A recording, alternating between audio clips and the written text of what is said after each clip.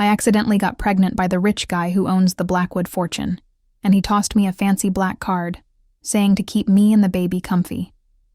I was out shopping to feel better when this fancy lady, fresh from a music school in Europe, jumped me. She pointed her perfect finger at my face, calling me a sneaky gold digger trying to trap a guy with a baby. Right when I was about to show her a real fight, a tiny sigh echoed inside me. Oh no, Mom's about to do something silly again. Last time, she went head-to-head with the Ice Queen. They tricked her into losing the baby, and she ended up dying alone in a junky apartment. She has no clue. If she just acted like a delicate flower for 2 seconds, Dad's heart would tip so hard it would break. Act like the delicate flower. Still good for this role. Poor you, turning into a walking baby machine. All for a bit of cash. Her voice was cold, mixed with fake pity that made me grind my teeth. Ethan only needs an heir. You know he'll never love you. I looked up at a face so perfect it could be from a computer. Clara Fontaine, the world-famous piano player. The ghost of the girl Ethan Blackwood supposedly never got over.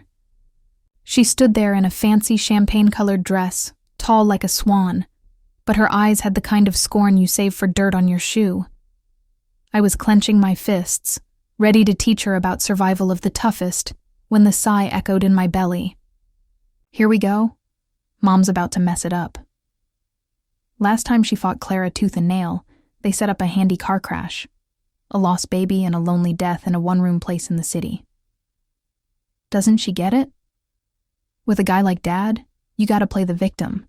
He's already half on your side. My fighting stance froze halfway. Play the victim, sweetie. I'm an expert. Stop arguing now. Grab your tummy, cry and fall into Dad's arms. It's not that hard, Mom. Come on. The baby's voice was like a lightning bolt, showing me a path I hadn't seen. The tough warrior mask I was wearing melted away, replaced by a pale and fragile one. My body wobbled, a picture of shakiness. I pressed a hand to my lower belly, stumbling back as best I could. The baby can hear you. I feel so dizzy. Clara was stunned, for a moment, her brow wrinkling with annoyance and dislike, just as she was about to speak again. I saw a tall, strong figure coming up behind her with smooth steps. My knees buckled as I fell, but I didn't hit the ground. Instead, I landed safely in a strong hug that smelled like expensive cologne. Ethan had followed us, probably expecting trouble. He didn't expect to catch a damsel in distress. His basic instinct to protect kicked in right away. His gaze fell on my pale face and the hand holding my stomach. His brow darkened. What the heck happened here? His voice was low and scary. I didn't answer. I just clung weakly to his sleeve, tears falling faster now, painting the perfect picture of someone deeply hurt, but too scared to talk. The first crack appeared in Clara's perfect coolness. I was just talking to her. Enough, he cut her off, his voice like ice. He lifted me in his arms and walked to the exit without another look as we passed Clara. I opened one eye just enough to send a silent, winning smile over his shoulder. Damsel in distress. Act 1. Nailed it. My unborn kid cheered from inside. Dad's a sucker for this knight in shining armor routine. He can't help it. In the hospital, the clean smell cut through the fog of my act. A doctor stood before us holding a tablet, his face serious. The patient's emotional upset is causing tummy squeezes. She's at risk of losing the baby and needs total bed rest. At the word losing the baby, Ethan's look turned into an icy blade aimed straight at Clara, who was pale in the doorway. It was the first time I saw him look at her with blame. A shiver ran through her body. I settled into a private VIP room. Ethan refused to leave my side. When I woke again, I didn't cry or talk. I just stared at the fourth needle stuck in my hand. Then, with slow, careful moves, I reached to pull it out. What are you doing? Ethan grabbed my wrist, his voice thick with worry. I raised my eyes to his, shining with unshed tears. Mr. Blackwood, I'm so sorry. I never should have come between you and Clara Fontaine. I'll go now. I won't bother you again." I tried to get up from the bed. My moves fragile, on purpose, each one a tool. The perfect smart retreat. Ethan Blackwood, a total control freak. He'd never let anyone else decide the fate of his kid. He pushed me back down, his grip firm. "My child, my choice," he growled. "You're not going anywhere until I say so." His tone was final. Then, the tears I'd held back started to fall silently, controlled, heartbreaking. It was the kind of cry made to shatter armor, and it worked. The hardness in his face softened. His hand hovered near my cheek before pulling back. He reached into his jacket, pulled out a folder and a fancy black card, and set them on the bed. "That's the deed to the Riverside estate and an unlimited fancy card," he said. "I'm sorry." The door burst open. Clara was there, her mask on, replaced by poisonous jealousy.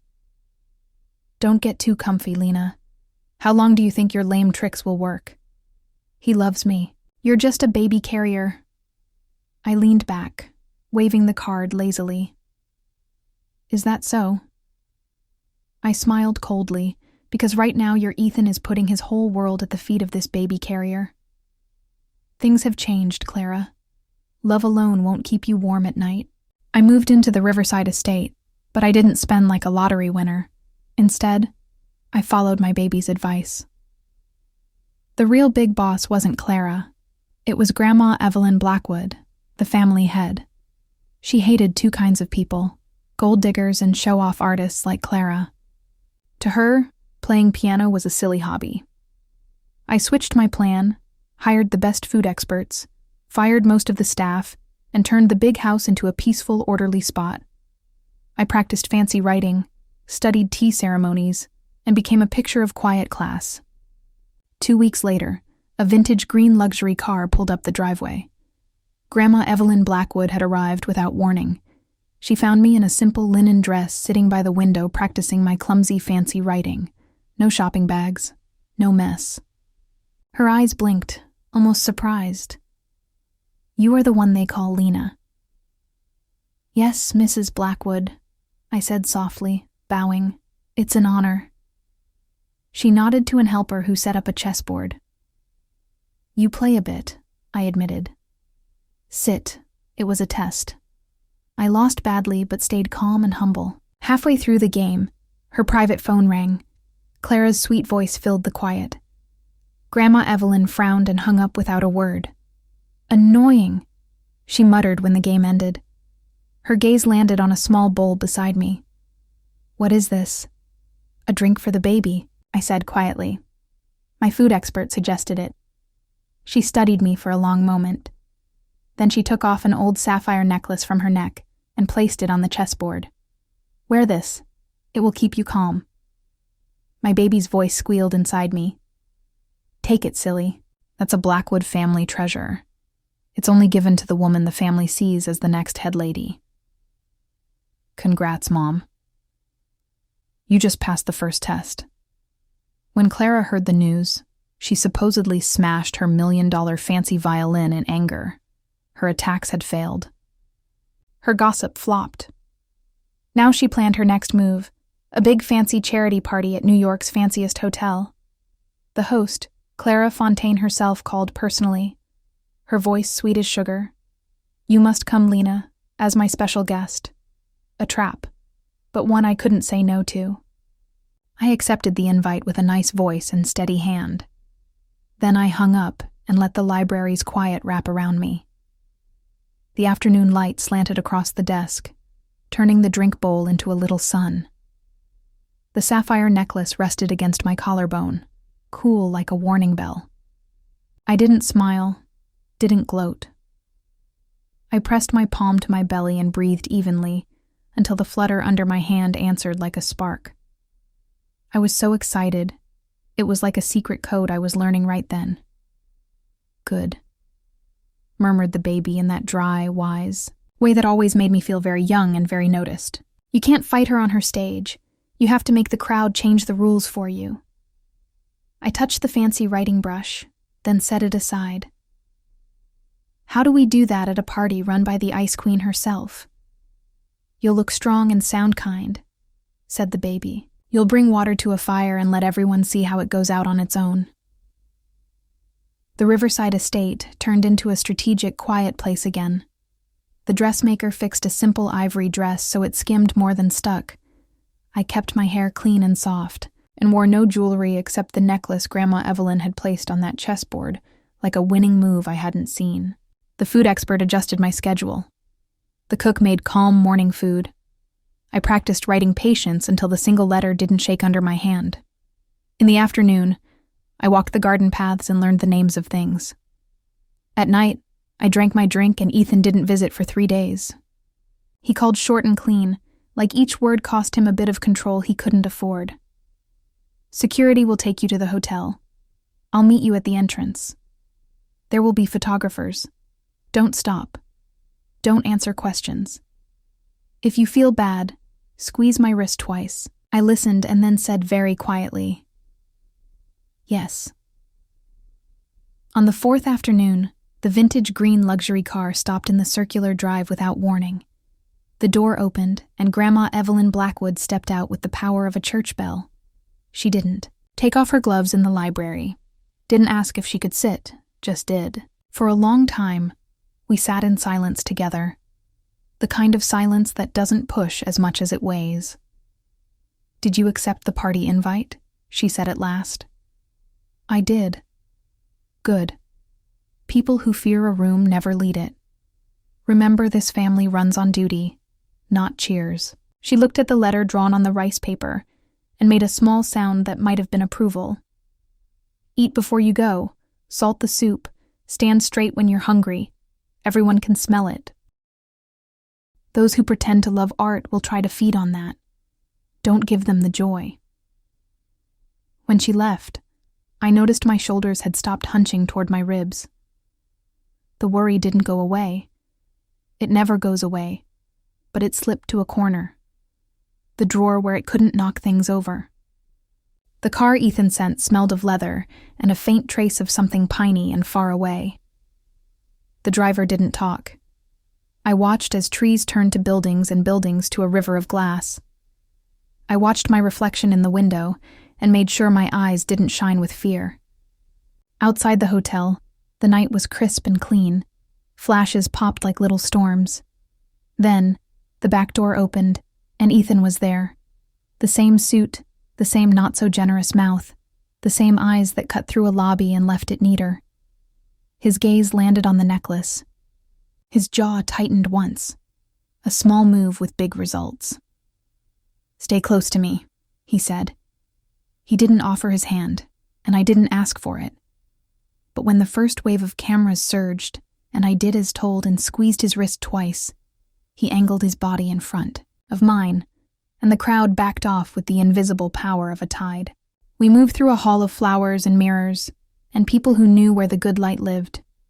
The ballroom was all glass and confidence. At the far end, a concert piano rested on a stage like a throne with keys. Clara was talking to a stone-faced money guy. Her hair was pinned in a way that punished any pin that dared slip. She saw us, and a smile that wasn't a smile drew on her lips. With her dress the exact pink of ballet tights, she looked less like a woman than a judgment. Ethan, she said, gliding forward. Lena, how lovely. She brushed the air near my cheek with a move that didn't bother to fake. We're so honored. I have the perfect table for you, and a surprise you'll find. Enlightening, Clara, said Ethan. He didn't lean to kiss her cheek, didn't step aside. His hand found the small of my back, not gentle, not rough, just undeniable. Lena doesn't stand. She sits and drinks water. Bring the water. Something in her eyes tilted, then softened. Of course. We must protect the precious load. She let the last 2 words hold a knife, and then smiled wider in the way a door opens before you decide to knock. Enjoy. I'll be on stage soon. We got to the table. Men with shiny watches, women with shiny shoulders. Charity banners waved at the room's edges like helpful ghosts. Tonight's theme was kids' art education, Clara's world. I drank water and saw the trap's shape even before the baby whispered it. She'll try to make the room remember a past they didn't live. She'll make you look like a thief stealing love and a future stealing music. You can't beat her at piano. You must change what music means. The lights dimmed softly, and the room turned its face to the stage. Clara sat at the piano like she invented it.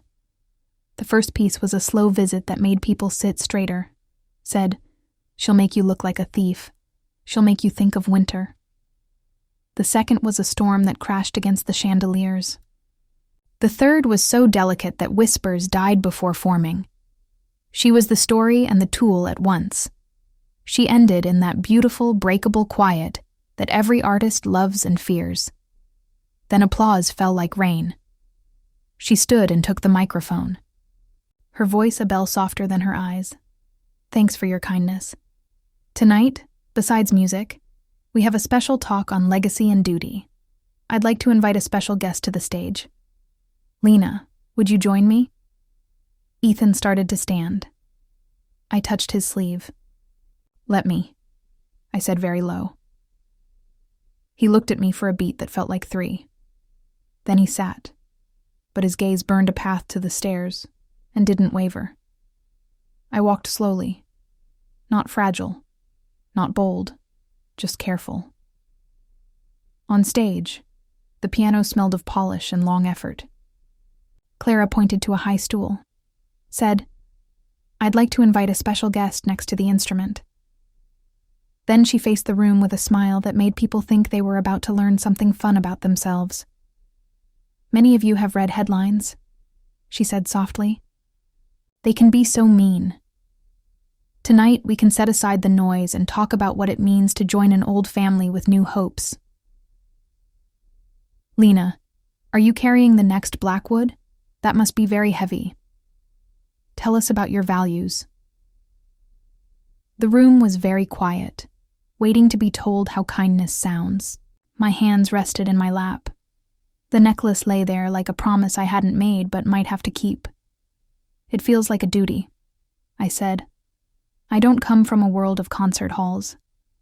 I come from a world where most shows happen at kitchen tables after long work days. I'm learning what it means to be careful with other people's attention. I'm also learning how to carry a child without becoming a show. This family doesn't need more noise. It needs steadiness. If I'm allowed to serve it, I'll do it in quiet ways.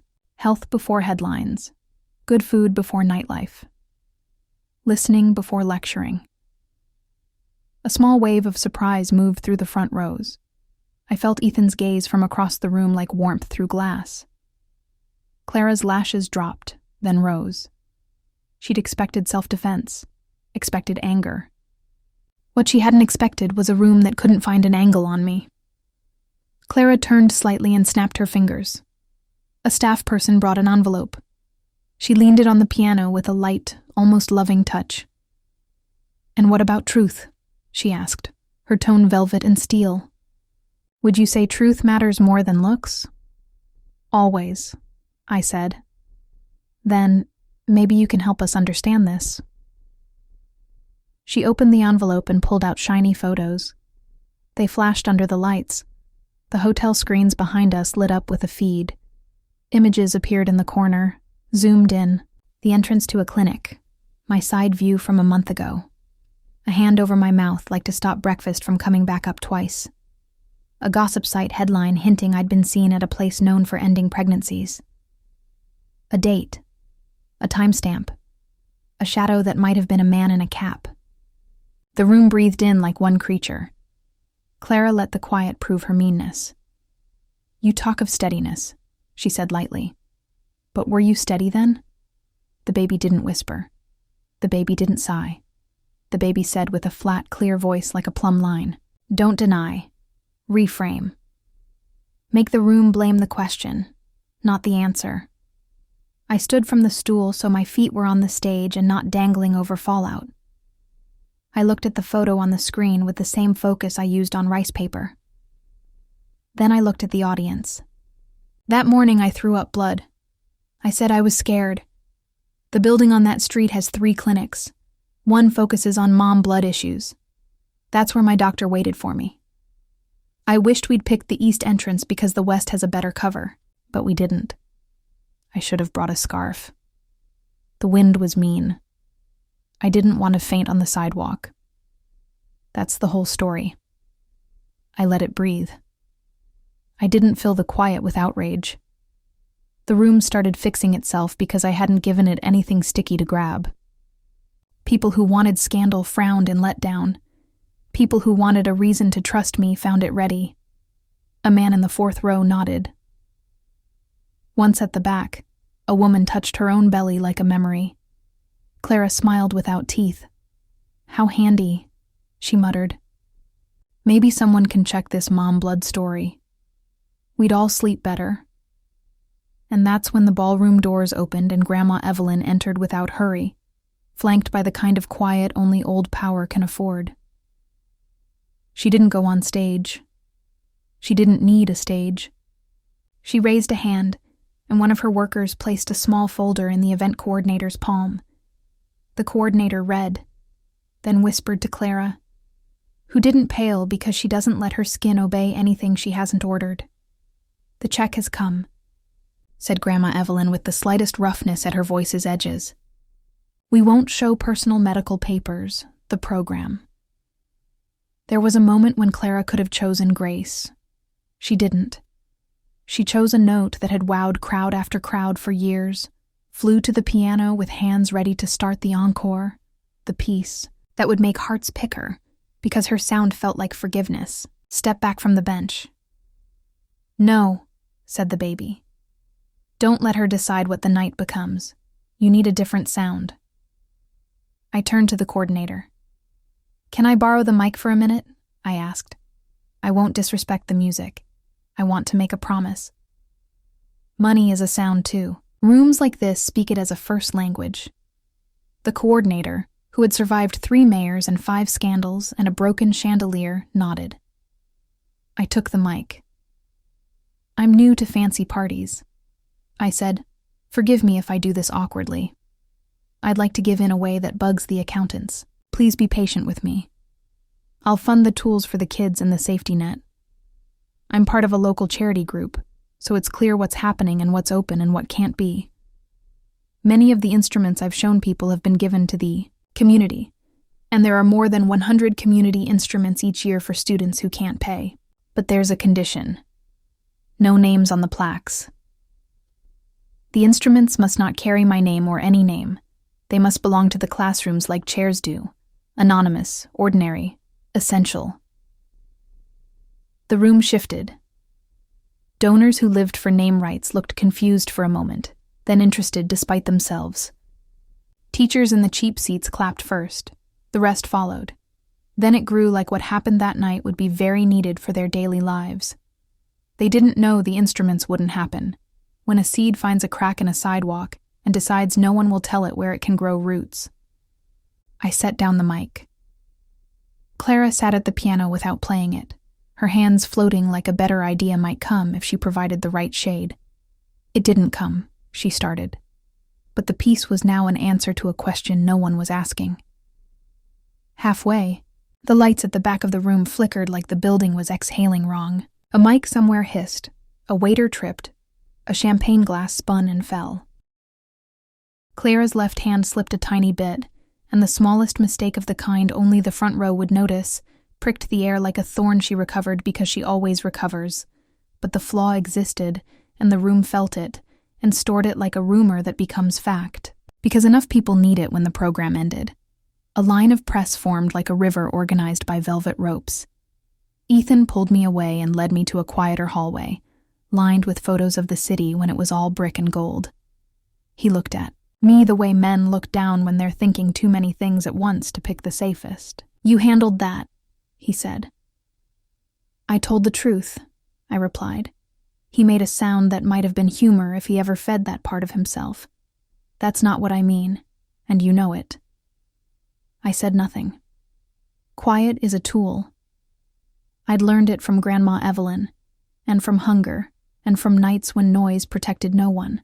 He reached out and touched the necklace, the lightest brush of a fingertip, like to see if it would vanish under pressure. Grandma doesn't give this to people by accident. I know. He studied me for a long moment.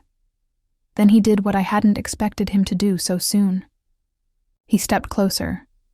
Not for a kiss, not for ownership, just for seeing.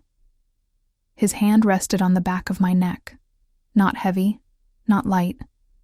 A touch that said, "I see your shape and I don't pretend not to." Then a voice broke the moment like glass. "You're amazing, both of you," said Clara, and the word didn't carry praise. "You stand in a side hallway and write a headline with your bodies, while the city waits to see if either of you means a single thing you say." I played that whole program with my heart beating like a trapped bird, and you couldn't bother to look up. He turned. "You played well." He said the words were right. The tone wasn't a gift. She looked at the necklace and something cracked her coolness at last. "You can't be serious. She's wearing that, and you let it happen." "Do you understand what that says? About me? About us?" Ethan's face didn't move, but his voice lost its last warmth. "There is no us to insult. Clara, it was cruelty, and it was a rescue, both at once." Her eyes shone. For a beat I saw the girl under the ice, the one who'd worked until her bones buzzed so crowds would say her name. Then, the surface froze again. "This isn't over," she told me. "You have no idea how sharp a stage can be when the lights go out." She left in a sweep of pale silk and perfect posture. The hallway felt colder when she went. On the ride back to Riverside, I didn't talk. Ethan didn't either. The city faded and the car became dark and private. I watched his reflection in the glass. He watched the road like it might confess something. "You should sleep tonight," he said at last. "Tomorrow we see the doctor. Perez at 9. I want a clear plan. I'm tired of panic." "Okay," I said. "I'll be ready." At the estate. The house staff had left chamomile on a tray and made the bed with neat corners like an army barrack. I sat on the mattress edge and relaxed my hands. The necklace caught on my dress hem, and then slipped free like it knew when to hold and when to let go. "Good job," said the baby, the tone almost pleased. "You changed the room's sound. You made a promise without a plaque. The head lady respects that." "I'm tired," I whispered. "I know," said the baby. "We're not done."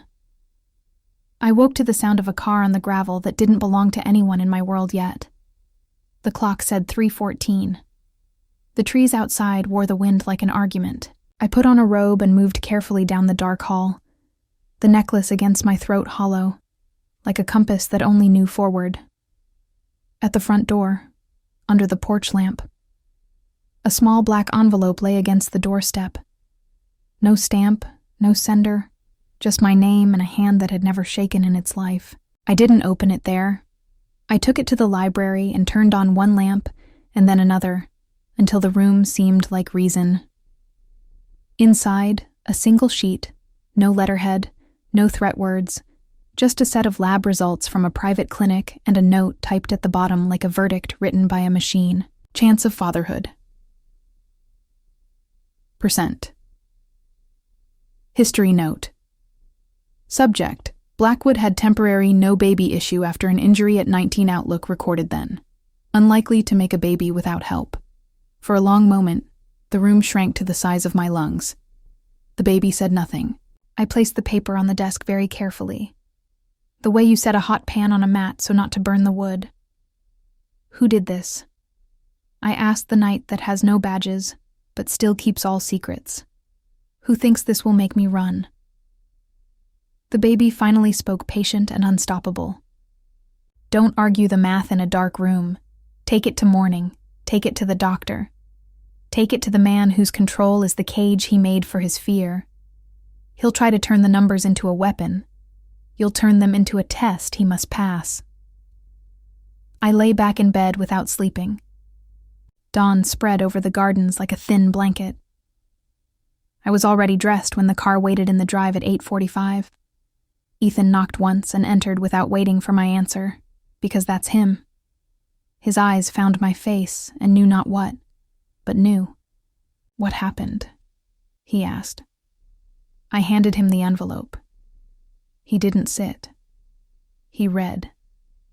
And the first look that crossed his face wasn't anger. It was a kind of choked pain that seemed too raw to see in daylight. Then the walls came back, and the jaw locked, and the voice became like it was a command. "Someone is trying to end this," he said flatly. "They won't." "We're going now to Dr. Perez," I said. "To Dr. Perez," he confirmed. He held the paper between two fingers like it might bite or burn. Then he folded it once with the neat machine-like way of a man returning fire. In the car, I kept both hands on my belly.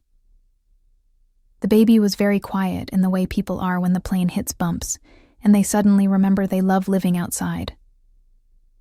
The city rose to meet us uncaring and huge when we entered the clinic. Perez took one look at Ethan's face and then mine and sent the nurse for tea. Instead of forms, we sat. She didn't ask useless questions. She ordered the only things that matter when panic dresses as data, blood, pictures, a scan, a timeline. She spoke in steps and facts with kind hands. The ultrasound room was a small planet.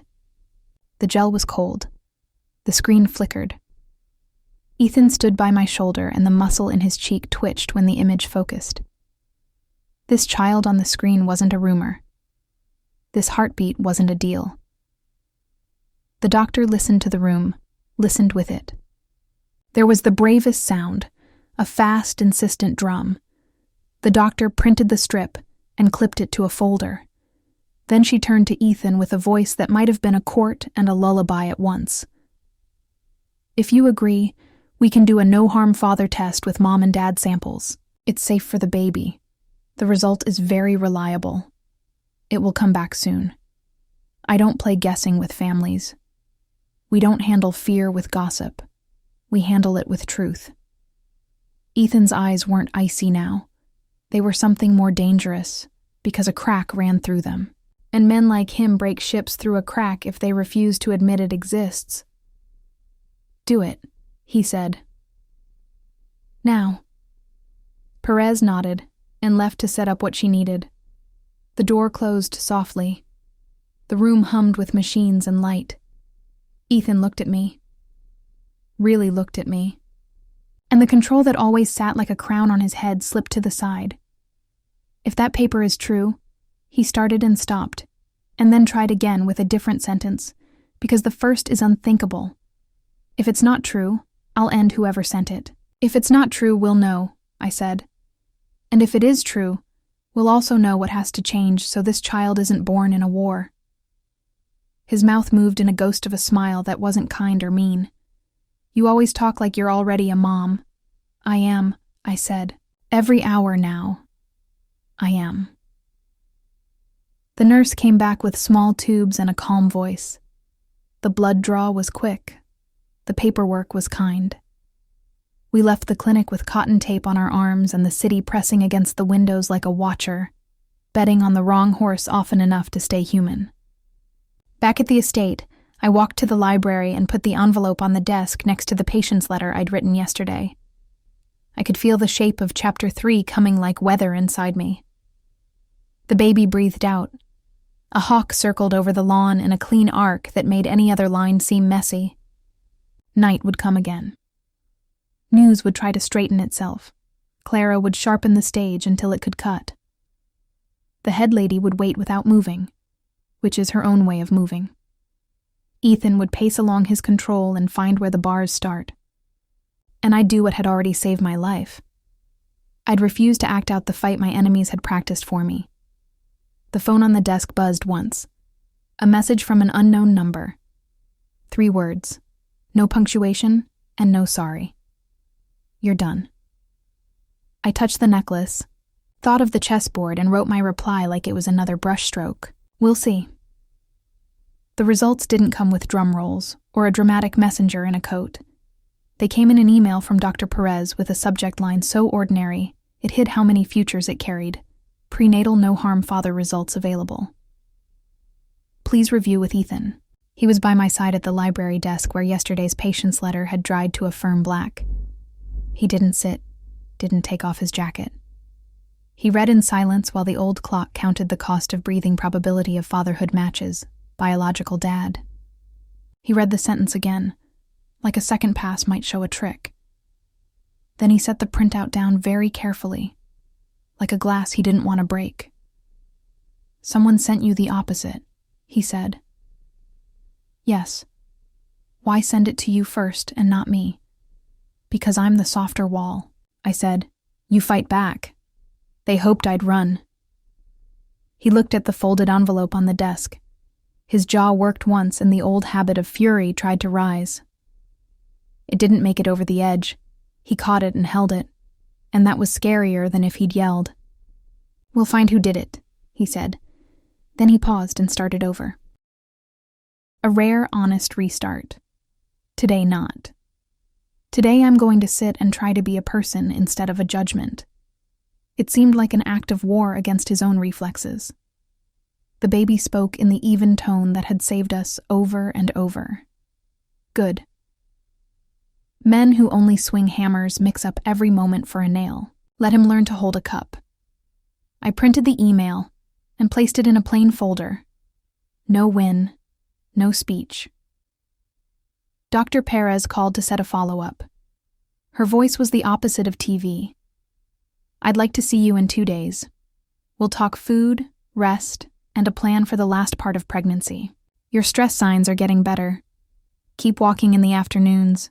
Keep eating on time. Keep other people's noise out of your blood.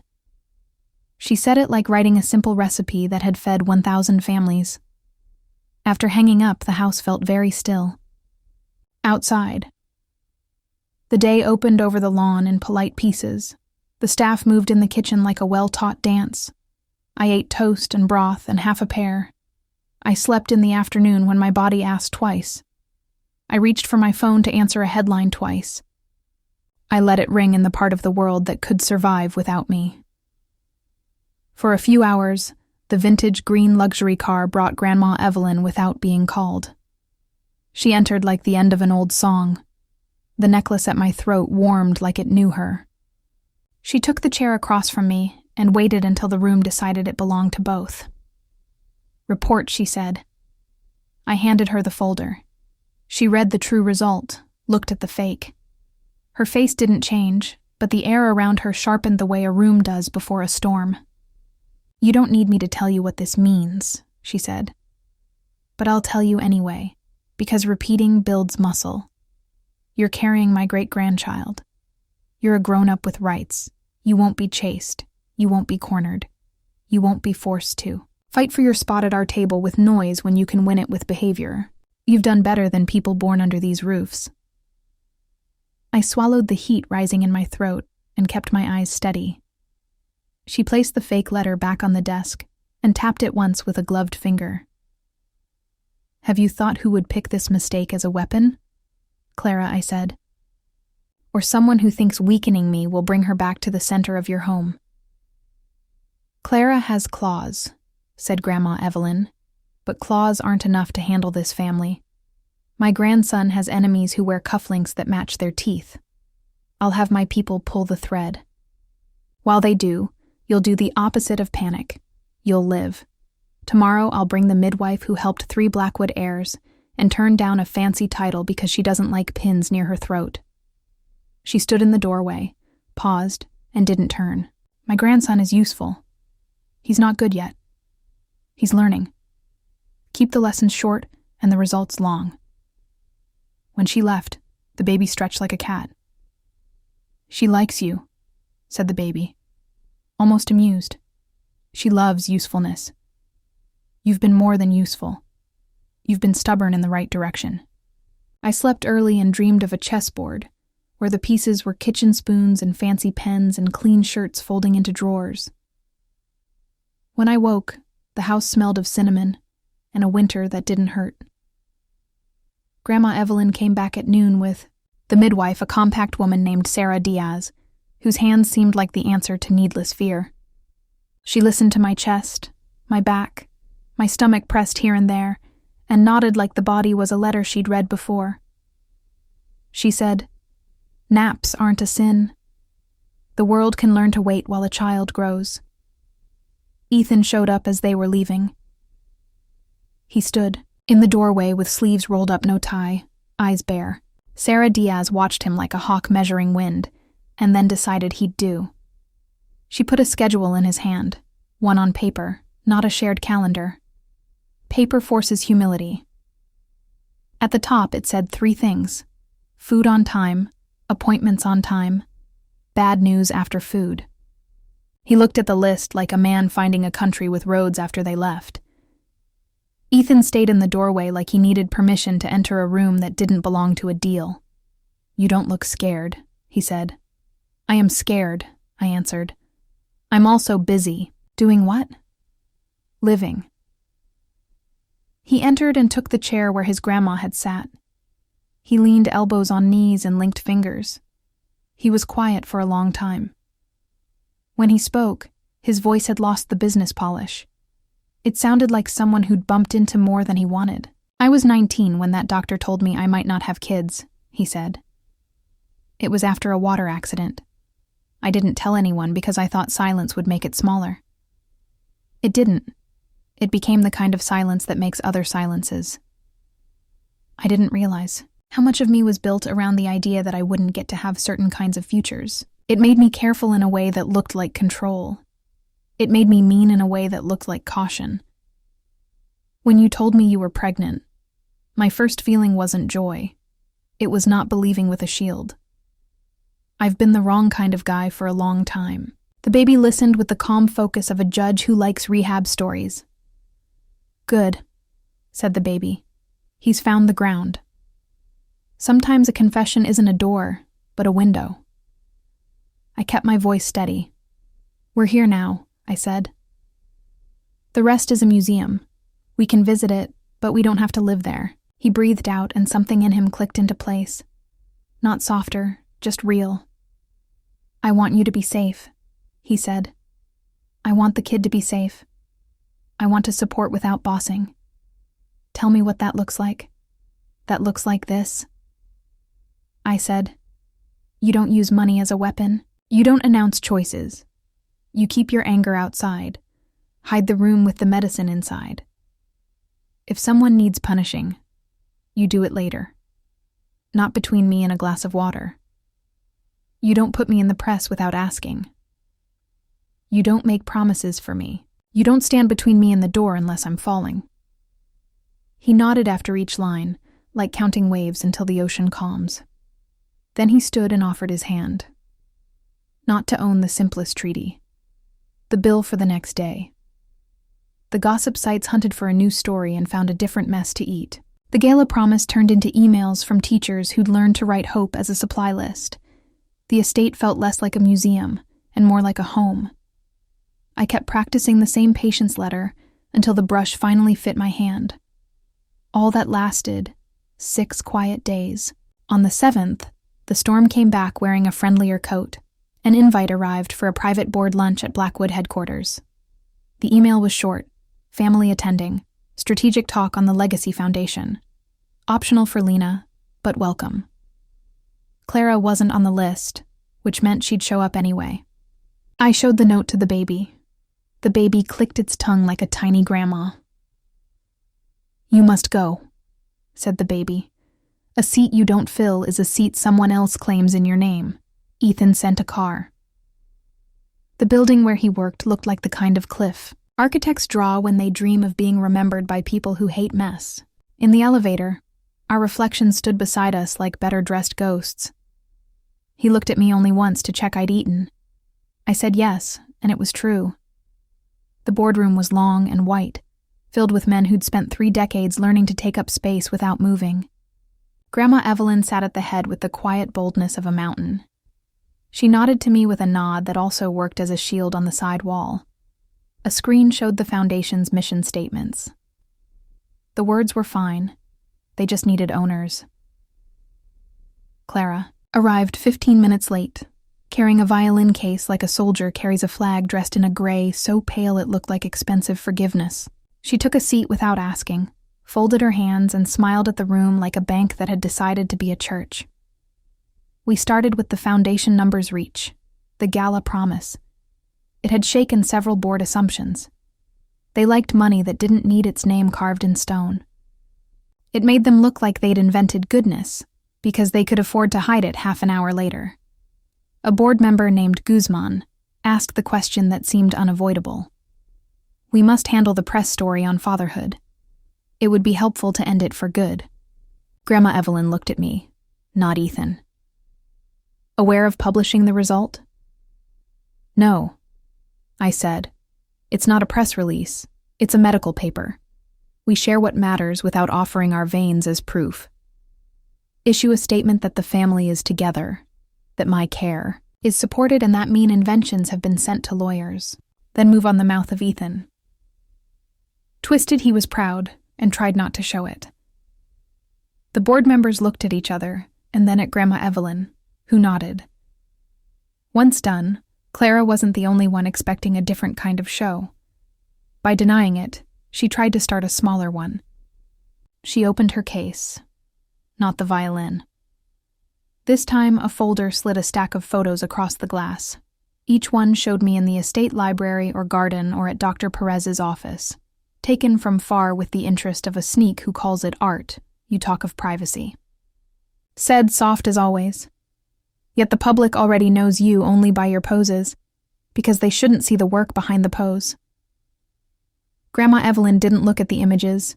She looked at the lens that took them, meaning the person who'd ordered it to point. Who paid for these? She asked, a small smile, sweet and tired. Worried supporters, said Clara. People who care about truth. Grandma Evelyn tapped the table once. Security, said a man, stepped forward. The kind of man whose face blends with hallways and airport lounges and lives on it, placed another folder on the table. This had prints of bank transfers routed through a fake charity, which was routed through a management company in the city famous for numbered locks. The source wasn't Clara's account. It was Guzman's. The room didn't gasp. These men had seen worse, but they didn't like paperwork that showed their tricks before they were ready to drop them. Guzman tried to put on a hurt, surprised face. I just sought to protect the family, he started. There are rumors to investors. They don't like uncertainty. Grandma Evelyn cut him with 2 sounds. Enough. She didn't raise her voice, didn't throw him out, didn't need to. Every person in the room understood the paper she'd write later. Guzman would retire for health reasons. His replacement would arrive without fuss, and know in the quiet part of himself that the mountain had spoken as for you, said Grandma Evelyn to Clara. You can play as you wish in concert halls. You can't play war with my house. You're no longer welcome at our table or our doors. You've spent your capital. Clara lifted her chin for the first time. Something like real pain leaked through. She looked at Ethan, maybe hoping for one last save. He gave her the smallest gift he had left, which was exactness. It's over, he said. She stood without arguing. It's heavier than rage and lasts longer. She closed her case and left and didn't look back. She'd find other stages. She always had. I felt the tiniest pin of pity and let it pass clean. Pity offered as a show helps no one. After the meeting, Ethan walked me to the car down a hallway, lined with photos of openings and ribbon cuts and faces that thought they'd bought forever. He stopped in a pool of light and turned to me. I have the urge to make statements, he said, to name things before I've earned them. I'm not going to do that, but I'll say this. I want to build something you'd be proud to be inside. I want to be the kind of dad who keeps his temper down and his promises up. I want to be the kind of partner who gets that protection without respect is just a prettier prison. The baby made a small sound of okay. He's learning to use words as tools, not weapons. I thought about it for a long moment. Then I said what I'd trained my mouth to say only when my backbone agreed. Then, show me. He nodded like a man taking a job from someone who can fire him, and who chooses not to. In the weeks that followed, life got narrower and better. We found a rhythm that didn't make headlines. Mornings were eggs and mild tea on a short walk under bare branches that wrote their own fancy letters against the sky. Afternoons were appointments, and books and slow practice until the patient's letter looked like it had always been. I wasn't a girl. The sound of a record player that Sarah Diaz brought from a closet where music waits for homes. Ethan showed up and kept showing up. He stopped trying to fix quiet with shopping. He stopped arriving with folders he hoped I'd sign. He learned to knock and wait. He learned to ask if I wanted company. Before sitting, he picked up the donation reports from the Gala Promise and read them like letters from a country he wanted to live in. Once he fell asleep in the library chair with the teacher's note open on his chest. I left a blanket and turned off the lamp and let him be human in a room he'd earned. Grandma Evelyn came Sundays with puzzles and soups and the kind of gossip that has vitamins. She never told me I'd passed any test. She never took back the necklace. After dinner, she played chess against herself and lost with style. Then taught me to lose that way too. The day the doctor cleared me to travel in the city, the foundation set up a small event at a public school where the first instruments had arrived without banners, without photographers. The principal carried a toolbox because the storage door stuck. The music teacher had tears she tried to hide behind directions. The kids came in after bell and saw the cases and moved to them like gravity was a kind god. I stayed in the back and watched a boy pick a violin and hold it like a question. Watched a girl take a trumpet and smile like a door had finally told her it was open. Ethan was beside me with hands in pockets, learning to be big without blocking the view. The baby hummed pleased, like the room had tuned half a note brighter. As we left, the principal shook my hand and said, "Thanks for not putting your name on anything. The kids think the instruments have always been here. They'll grow up believing music is part of the furniture." "Good," I said. That was the point. Spring came in and hung its jacket on every tree. The last weeks before the due date felt like a long hallway with windows on one side. I walked when I could, slept when I needed at night. Sometimes I woke with my hand on the necklace that felt less like a badge and more like a promise I'd made to someone I was still becoming. One morning near the end, Ethan found me in the garden just after dawn, barefoot on the stones, because the day was already warm. He had a paper bag in hand and a look that didn't try to be cool. He opened the bag and took out a small wooden box. It was plain and well-made, with a lid that slid back in a simple slot. Inside was a fancy pen with a tip that caught light without bragging. The body was dark and smooth. On one side, a single word had been carved by a hand that understood firm holding back. "It's not a ring," he said. "It's not a leash. It's a tool. I asked the maker to make something that feels like how I want this to go. I'm not asking for a ring. I'm asking for a tool. I'm not asking you to promise anything you'd have to pay with yourself. Just asking you to keep writing the life we're learning to share. If you want me in it, say so. If not, I'll still be exactly where a dad belongs, which is here with a schedule and with patience, paying courage with action and not with speeches." The baby pressed against my palm, like to sign a paper. I lifted the pen. It fit. The weight was right for a long sentence. Then, "Show me." I said again, but softer. "Stay. Do the next right thing, and then the next. Don't ask for cheers. Don't panic when no one's watching. Keep choosing us even when there's nothing dramatic to win." He nodded and didn't try to kiss me. The holding back wasn't punishment. It was respect waiting for an invite it hadn't earned yet. The invite came. The night labor started. It was late. The house had gone quiet. Rain tapped the windows like fingers. A certain ache built with purpose. I breathed, and the world organized around the work. Sarah Diaz arrived with a bag that had seen 100 arrivals. Dr. Perez's voice on the phone was a map that didn't raise its voice. Ethan moved like a man finally given orders he could follow without breaking anything. The hours were long and demanding.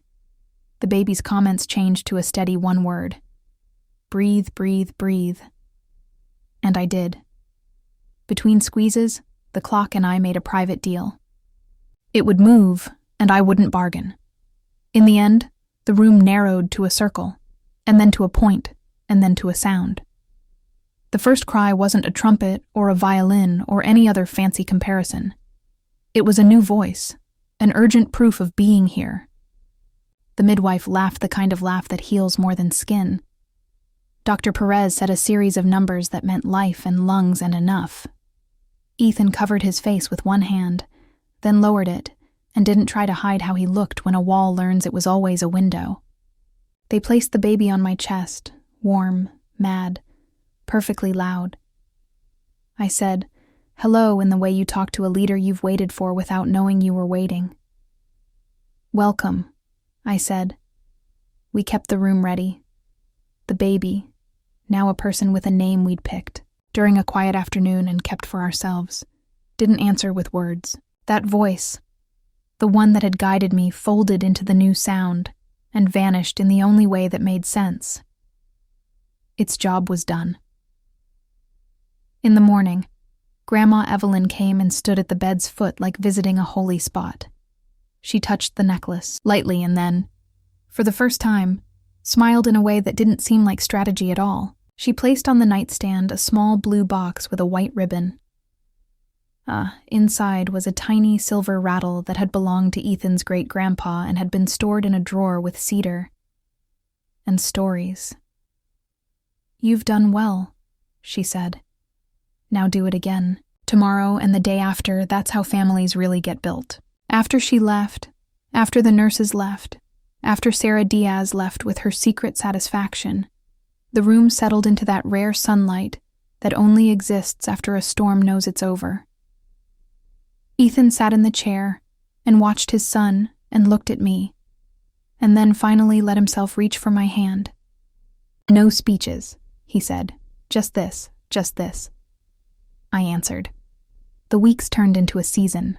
The foundation programs doubled quietly. The school stored its instruments like they'd always been there. The board replaced Guzman with a woman who wore simple suits and asked better questions than most men could answer. Clara moved her tour to Europe and played with a fire that had learned the cost of burning. I wished her enough peace to do it without hurting anyone who couldn't leave in our home. The sunrises came early, and nights came honestly. We learned the dance of bottles and blankets and the holy math of naps. I strolled the gardens with a stroller and a pen in my pocket. When the baby slept, I wrote, no headlines, no posts, just the slow list of the life we were choosing.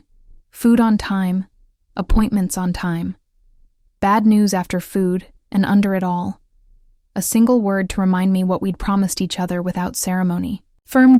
One early summer afternoon, the three of us sat under the beech tree while the city hummed far away like a machine someone else had to keep. Ethan pointed to the necklace. "I'm not asking for anything," he said. "I'm asking to practice how to ask. I can replace the chain. It seems to snag on your sweaters." I laughed clean and surprised. "Yes," I said. "You can replace the chain." He kissed my forehead like it was a signature line, and then rested his hand on our son's small back like a promise he meant to honor the hard way, meaning daily. We didn't become perfect. We became a home where sorries weren't rare and promises weren't show. We became people who didn't need to win to feel real. The world kept trying to tell our story for us like it always will. We kept writing it ourselves, one simple sentence at a time, until the truth took up so much space there wasn't much room left for the noise.